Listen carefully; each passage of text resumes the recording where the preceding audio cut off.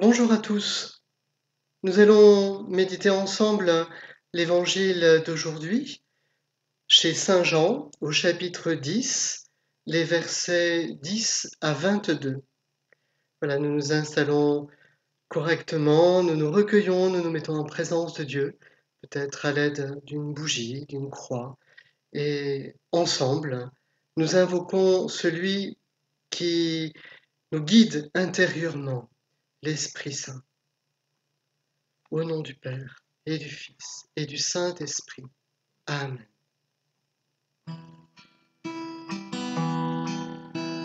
Viens, Esprit Saint, viens en nos cœurs.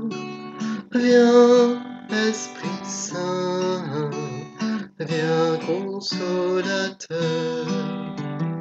Viens, Esprit Saint, viens en nos cœurs. Viens, Esprit Saint, viens consolateur.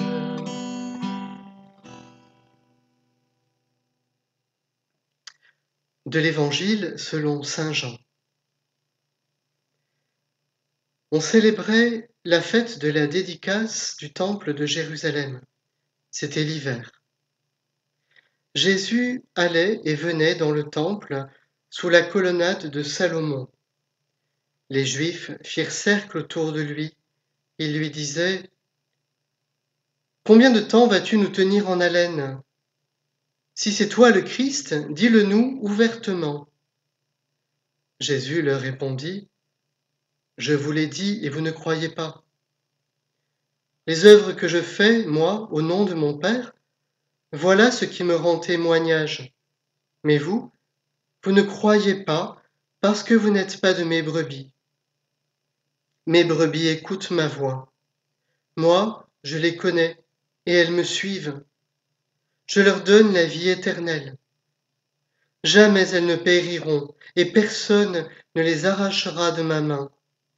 Mon Père, qui me les a donnés, est plus grand que tout, et personne ne peut les arracher de la main du Père. Le Père et moi, nous sommes un. Acclamons la parole de Dieu. Louange à toi, Seigneur Jésus.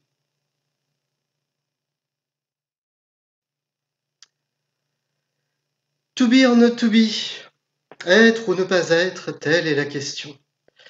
Et telle est la question, précisément, que l'on pose à Jésus et qui se joue autour de lui. Es-tu, oui ou non, le Fils de Dieu ? Es-tu, oui ou non, le Christ ? Es-tu, oui ou non, le Messie attendu ?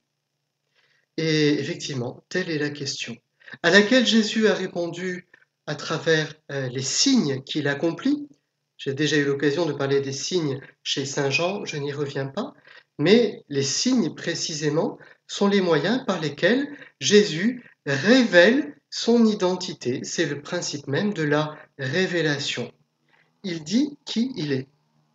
Et il dit précisément aux Juifs, je vous l'ai dit, vous ne l'avez pas vu, vous ne l'avez pas cru, vous n'avez pas compris, que puis-je faire de plus ?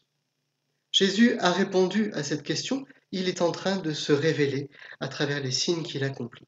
Première chose qui doit, me semble-t-il, en tout cas qui peut nourrir notre méditation ce matin.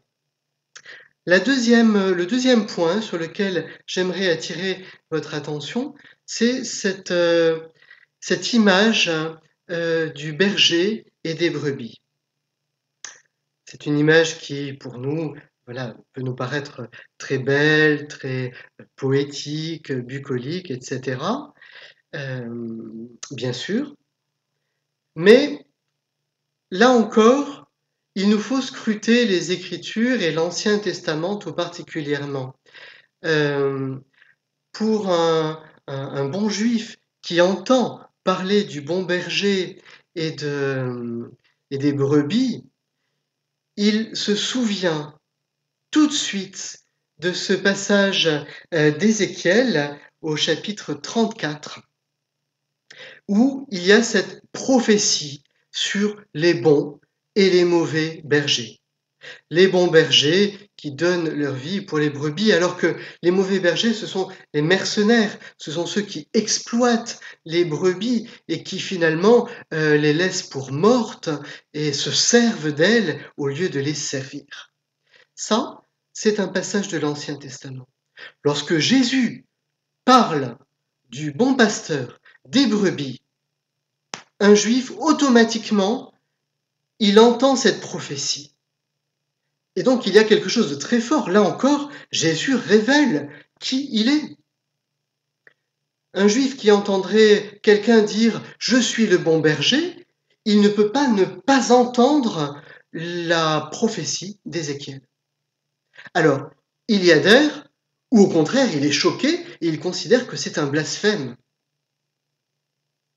Être ou ne pas être, là est encore la question autour de cette image qui n'est pas simplement une image bucolique, nous le comprenons maintenant. Enfin, le dernier point qui m'a frappé en lisant, en méditant cet évangile, eh bien, c'est la dernière phrase. Le Père et moi, nous sommes un. Là encore, l'unicité de Dieu. Pensons à l'Ancien Testament. Écoute Israël, le Seigneur est l'unique. Le Seigneur est un.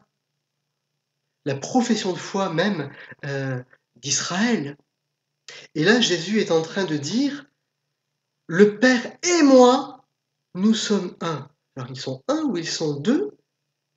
Et là, déjà, il y a quelque chose qui ne tombe pas dans l'oreille d'un sourd lorsque c'est précisément entendu par une oreille juive, l'unicité même de Dieu. Encore une fois, être ou ne pas être, le Dieu unique, l'un. Alors, à travers ces quelques versets, on voit à quel point, chez Saint Jean, tout spécialement, il y a en ligne de fond la notion de révélation. Jésus révèle qui il révèle le Père et il ramène tout le peuple, tout le troupeau